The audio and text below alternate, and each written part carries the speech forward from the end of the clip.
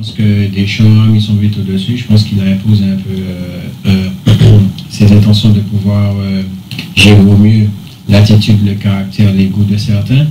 Et je pense que le nivellement des deux, parce qu'il y a un peu de 87 avec la génération Griezmann, je pense qu'il a su faire la mayonnaise bien prendre et puis pouvoir avoir des résultats. Maintenant, des résultats, c'est beaucoup dire. Il n'a pas encore gagné l'Euro 2016. Mais en tout cas, jusqu'à preuve du contraire, il est dans le vrai. Et qu'il perde, qu'il gagne, je pense qu'il a, je ne vais pas dire qu'il a réussi son pari, mais entre guillemets, il a été quand même à la hauteur d'un événement, puisqu'arrivé en finale quand même, alors qu'il était décrit au départ.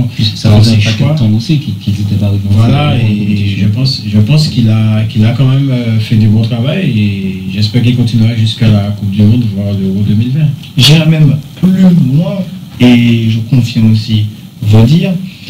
Et j'aime pas tellement le fait qu'on parle de la génération Griezmann, parce que dans la génération Griezmann, il n'y a que Griezmann, parce qu'il y a Lacazette qui n'est pas là, il y a Bakambu qui joue pour le Mali, la vraie génération de Griezmann n'est pas vraiment là. Ce que j'aime justement dans cette équipe de France, c'est qu'il y a plusieurs générations de différents courants. Il y a des anciens, il y a Griezmann, il y a Giroud, il y a des revanchards. J'aime justement le fait que cette équipe... des anciens, il n'y a qu'un ancien là. Hein. C'est Tonton Ibra. Tu as Digne, tu as Pogba, c'est la génération Griezmann. Hein. Tu as des joueurs peut-être qui ne sont pas titulaires, mais ils ont un certain... Et Griezmann, c'est la même génération? Quoi? Bien sûr. Non, Pogba et Griezmann. Pas si loin que ça, tu dois connaître Pogba. Il est plus jeune. Griezmann a 24 ans, Pogba peut-être 23 ou 25, hein, il n'est pas loin, hein, il a pas de 25. La génération 22-23, il est de cette génération-là. Parce que la génération de Griezmann, c'est celle qui gagne l'Euro en France des U17, et celle de Pogba, c'est celle d'avant, en fait. Non, mais tu sais, ça veut dire que quand je parle de génération, c'est approximativement, ça veut dire que c'est pas typique parce qu'il est né en 88 que tout le monde soit né en 88. Je pense que c'est par rapport à l'âge, à la différence d'âge, ça veut dire que s'il y a 2-3 ans, c'est pratiquement presque la même génération. Et en fait, à partir de là, je pense que, comme tu disais, c'est comme lui disait, ça veut dire Melvin, le mélange qu'il y a entre les générations.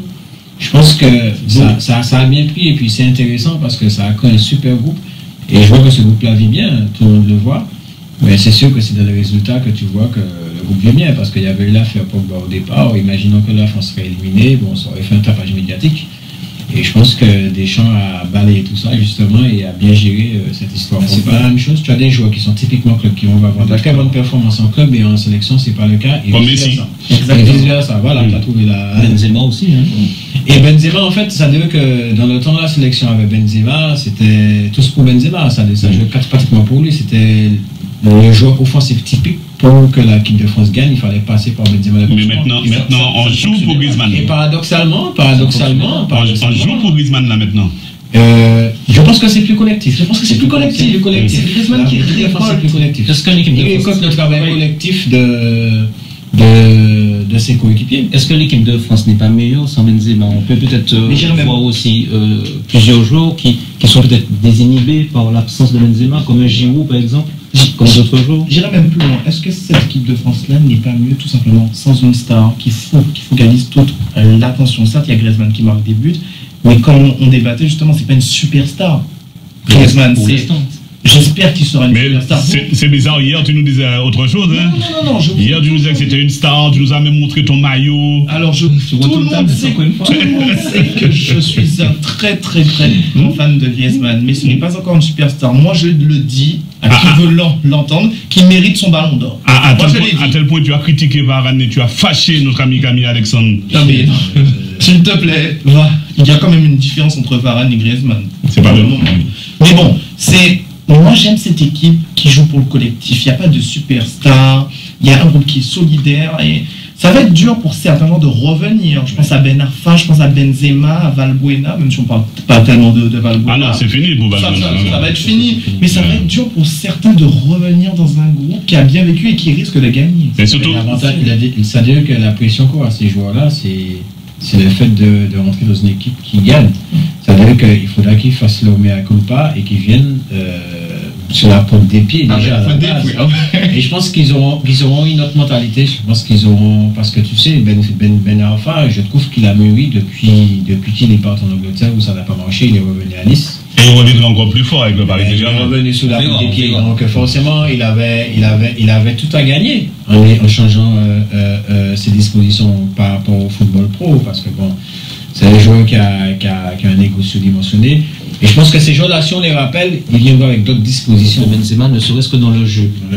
On va le mettre à la place de qui? Giroud, qui combine bien avec Griezmann. Griezmann, comment il va se positionner par rapport à Benzema? Payet, qui a l'habitude de dézoner, de jouer dans l'axe. Benzema qui dézone aussi, ils vont se marcher sur les pieds, donc je ne sais pas, je me pose des questions. Moi je pense que tant que, enfin, je focalise surtout ma pensée sur Benzema, tant que la justice ne réglera pas le problème, et la justice prend beaucoup de temps en France, il ne reviendra pas.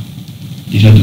Et s'il revient chez les Bleus... Méfie-toi, parce que le Gret a déjà dit qu'il serait... Il dit ce qu'il veut, il dit ce qu'il veut. Mais je pense que s'il y a une réintégration de Benzema, ça se fera petit à petit. Il ne va pas revenir chez les Bleus avec son poste de titulaire sûr, surtout avec Giroud qui fait une compétition très très belle, Griezmann qui tourne, Payet, comme tu dis, qui tourne. Et sur le banc, tu as des joueurs qui sont là, qui ont fait partie du groupe. Benzema, je suis pas si emballé que ça. Donc la France est dans une situation où elle devait faire le jeu. Donc Payet était vraiment dans son élément, puisque c'est un joueur de ballon. Et il s'est retrouvé à faire 6 bonnes minutes, 10 bonnes minutes. Regardez bien contre l'Allemagne, 10 bonnes minutes, parce que la France avait le ballon. Mais une fois qu'on est acculé, ou on est pressé, où il y a une puissance qui se dégage par l'équipe adverse, ça veut dire que quand on le voit moins, c'est parce qu'on sera en position de contre. Et je pense que c'est pas sa configuration pour pouvoir être performant. Mais j'ose étudier ça, mais est-ce qu'à West Ham, justement, ils étaient dans une configuration d'avoir le ballon, de possession? J'ai vu les matchs de West Ham, ils avaient quand même souvent le ballon, West Ham. Alors, le peu de temps, j'ai pas souvent vu. Le peu de temps où ils n'ont pas eu le ballon, c'est-à-dire c'est sur certains matchs, parce que même les grosses équipes, ils avaient le ballon. Je me souviens d'un match justement contre Manchester United à Old Trafford, où ils ont le ballon contre Chelsea. Les peu de matchs où ils ont eu le ballon, leur 4-4-2 en défense, bizarrement, et j'ai pas compris, se transforme en 4-3-3 en défense, où Payet ne défend pas. C'est le seul joueur que Slaven Bilic, il te dit ça en conférence de presse, quand les journalistes ont critiqué Payet des fois sur sa défense. Slaven Bilic te dit le seul joueur qu'on ne demande pas de travailler en défense à West Ham, c'est Payet. Et ils sont deux comme ça, alors. Ils sont 5e. Non, ils sont deux comme ça, qu'on demande à ne pas travailler, c'est lui et Messi. Ah non, mais oui, à West Ham. Mais tu as Carroll devant, tu as lui et tu as Lenzini. Ce sont les 3 seuls joueurs qui ne reviennent pas. Et c'est pour ça que je l'ai trouvé en difficulté sur ce match-là hier. C'est un joueur qui ne sait pas défendre. Il n'y arrive pas, c'est pas lui, c'est pas son identité. Mais en relativisant celui qui a Payet, Griezmann, il était chaud en fait. C'est-à-dire que quand tu regardes le match de Griezmann, c'est-à-dire qu'en fait, il décrochait énormément. C'était la rampe de lancement de l'équipe en deuxième mi-temps sous les contres. Et en fait, c'est-à-dire que Payet ne faisait, entre guillemets, le travail défensif pour se replacer, mais à la récupération du ballon, tu avais souvent Griezmann disponible. Donc chaque fois qu'il avait le ballon, c'est lui qui faisait le jeu. En fait, Griezmann, c'était pratiquement 9,5, voire 10 en deuxième période. Et ça veut dire qu'il a pris ses responsabilités, malgré son jeune âge, et porté l'équipe sur son dos. Là, c'est Griezmann, entre guillemets, en majorité, c'est lui qui fait gagner l'équipe de France, de par ses 2 buts, et puis de par l'organisation du jeu, sa justesse de passe. C'est lui qui démarre les attaques françaises.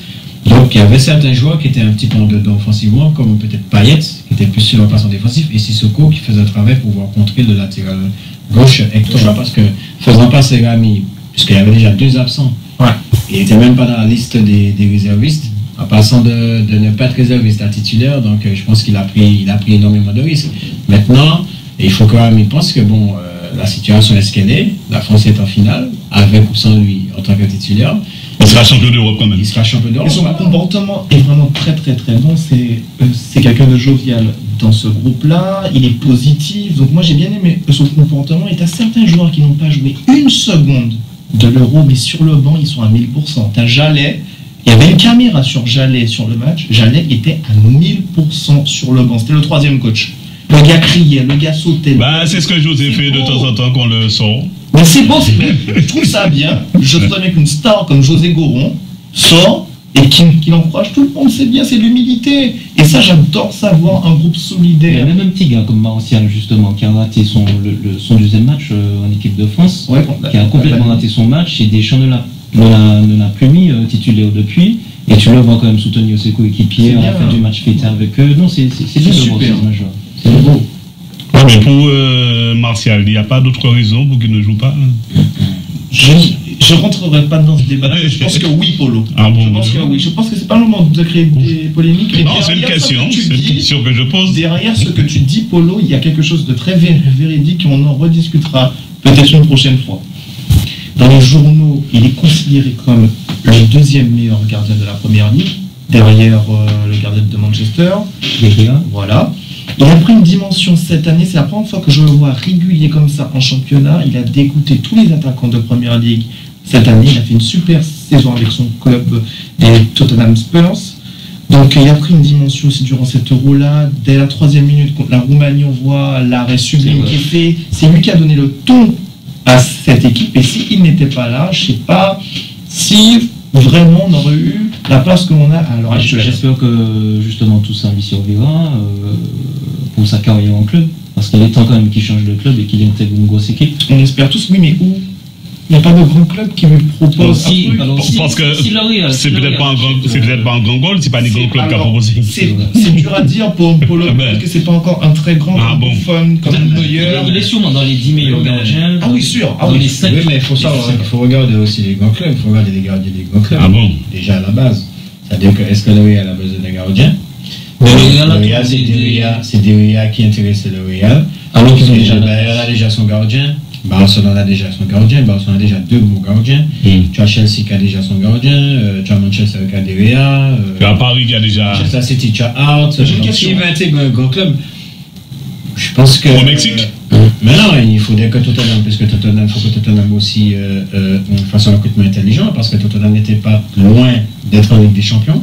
Ils sont en Ligue des Champions. Ouais, champion, 3e. D'être champion, tu veux dire, d'être champion. D'être champion, voilà, d'être champion. Donc, en gros, je pense que Tottenham peut faire partie du Big 5, puisqu'ils peuvent intégrer les membres de Big 5 par rapport au Big 4. Donc, je pense que Tottenham peut grandir aussi avec Lewis en tant que gardien qui joue régulièrement la Ligue des Champions. Non, mais concernant la. Mais si je ne sais pas s'il rentrera dans une autre dimension, parce que la renommée du club aussi compte. Déjà, ce qu'il faut qu'on dise, c'est que est-ce qu'il est en mesure d'intégrer un club prestigieux? Alors, mais ça dépend si le Real achète des Real, puisque le Real a toujours comment dire, de grandes idées. Enfin, c'est ironique. Hein, oui, on a senti ça. Ils veulent acheter tout le monde, donc si jamais ils achètent des Real, peut-être qu'une place se libère à Manchester pour.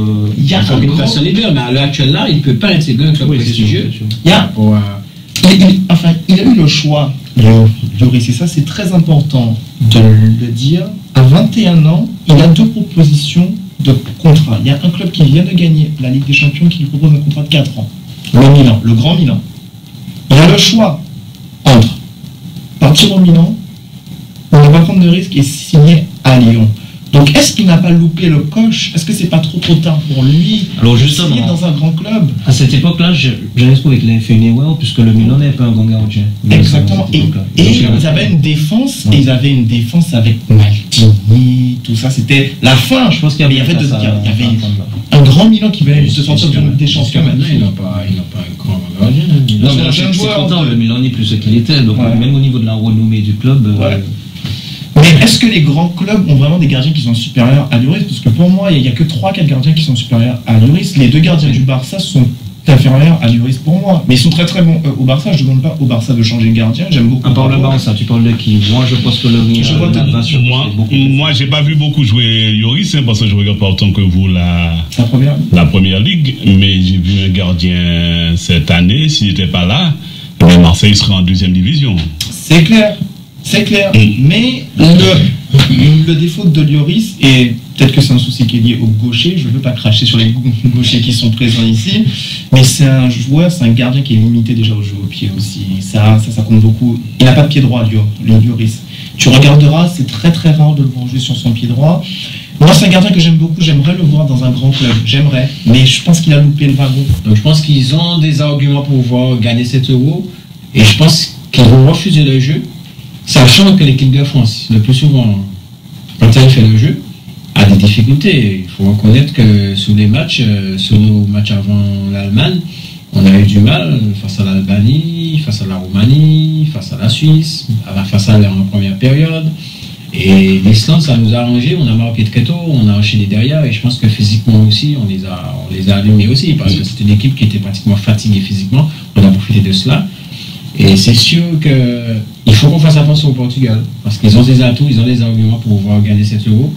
Et je pense que le meilleur scénario, ce serait, comme ce serait une équipe qui va jouer, qui va jouer peut-être la défensive pour pouvoir peut-être marquer un but en contre, et puis être dans son élément, c'est-à-dire continuer à jouer en bloc, de marquer très tôt. C'est ce qui est arrivé à l'Islande en fait. Hein. C'est le fait d'avoir pris le très tôt, ça te désorganise au niveau de ton temps de jeu, et à partir de là, il faudra que tu changes quelque chose, et le temps de changer, tu as une équipe en face de toi qui mène 0, qui est déjà dans une bonne dynamique positive psychologiquement, et il va essayer de t'atomiser et de faire le deuxième but. Alors justement, pour que le Portugal s'en sorte, alors certes, je pense que la meilleure chose à faire, c'est de défendre, comme a dit José, mais surtout repartir en contre-attaque, mais avec des passes propres. Enfin, j'entends par là que sur les derniers matchs que j'ai vus du Portugal, ils défendaient très bien, certes, ils repartent en contre-attaque, mais c'était pas fameux au niveau de la contre-attaque. Les passes, plusieurs joueurs rataient leurs passes. Et notamment les transmissions entre les milieux de terrain et l'attaque avec Nani et Ronaldo. Et souvent, Nani et Ronaldo n'avaient pas souvent le ballon pour pouvoir bien contre-attaquer. Ni de soutien aussi. Ni de soutien aussi, justement. Alors, pour dire les choses de façon les plus objective que possible, vous m'avez presque convaincu. Ah, tu presque, retournes ta veste vite, moi. Tu es très influençable, moi, je trouve. Presque. Alors, je félicite l'analyse de José et Melvin, mais je nuance. Dimanche, ça va être beau, ça va être un spectacle, ça va être de l'amour, ça va être un film pour les moins de 18 ans. Ça va être exceptionnel, ça va être un chef-d'œuvre. La France va terminer le Portugal. On est monté en puissance. On a commencé l'Euro doucement. En 8e, c'était moyen. En quart, c'était... Non, je ne peux pas dire ce que c'est. On est sur Martinique première. En demi-finale, j'avais des frissons. La finale, ça va être comme en 98. Ça va être un chef-d'œuvre. Je remarque quand même que tu as beaucoup de frissons. Moi, j'ai des frissons. Pour des matchs, moi, j'ai des frissons. Non, mais pour moi, j'ai des frissons. J'ai des frissons. Pour du football, ça va être beau. Ce que tu dis, effectivement, ça veut dire que... Mais pour 98, là, il faut mettre un bémol pour ce petit addict, c'était acheté, mais bon. Oui. Il faut dire aussi que quand vous regardez l'équipe du Portugal, à part la Hongrie, il n'est pas souvent exposé. Ça veut dire que si vous regardez les équipes Croatie, il y a eu Pologne, il y a Pologne, ça veut dire qu'ils n'ont pas eu énormément d'occasions contre eux. Ça veut dire qu'ils n'ont pas été souvent en difficulté. Je pense qu'ils ont une bonne assise défensive, il faut qu'on soit vigilant dessus. Et je pense que ce serait une opposition de style, malheureusement, parce que ce sont deux équipes qui peuvent jouer au football. Mais je pense que l'équipe du Portugal va jouer son bateau, c'est-à-dire comme il a toujours fait, c'est-à-dire que garder son bloc et compter sur Ronaldo et Nani. Mais en fait, il faudra qu'on trouve des solutions, surtout dans les intervalles. C'est-à-dire qu'il faut que les trois joueurs, si c'est un 4-2-3-1, que les trois joueurs du milieu, les trois offensifs, il faut qu'ils désolent beaucoup. Je suis d'accord avec toi. Il faut poser d'énormes difficultés à cette défense parce que quand tu as 4 défenseurs et tu as pratiquement 3 attaquants, quand tu as attaquant gauche, tu as ton latéral droit, ça veut dire qu'il ne faut pas souvent rester là. Ça veut dire que s'il prend le dessus sur toi, si tu restes 80 minutes sur lui, il va toujours prendre le dessus. Ça veut dire que le fait de changer, que le défenseur change de partenaire, ça veut dire que celui de gauche va à droite, celui de va à gauche, ça veut dire que tu ne peux pas défendre de la même façon. Ça veut dire que ça peut changer. Et je pense que le fait d'avoir des joueurs, et c'est ça l'avantage peut-être de l'équipe de France, le fait d'avoir des joueurs comme Griezmann, Payet, des gars qui désolent énormément, c'est-à-dire que ça peut beaucoup déranger le système défensif de l'équipe adverse. Les sanctions sont les mêmes, c'est-à-dire que tu as des athlètes qui sont contrôlés parce qu'ils améliorent leur performance, ils ont la même sanction que quelqu'un qui prend un produit pour sa santé et qu'il n'y a pas une différence au niveau de la sanction. C'est ça que j'arrive pas à comprendre. Et c'est sûr que certains athlètes utilisent des produits parce qu'ils ont un souci de